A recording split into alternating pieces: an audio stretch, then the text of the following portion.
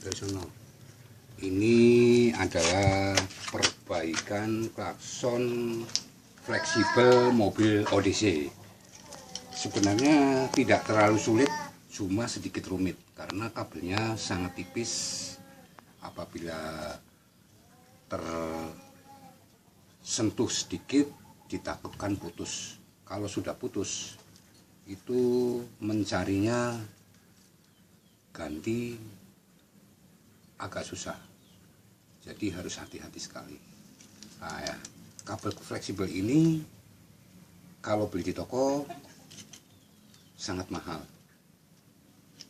tapi kalau diperbaiki yo resikonya kabelnya putus. Mudah-mudahan dengan perbaikan yang hati-hati bisa teratasi dan bisa dipergunakan.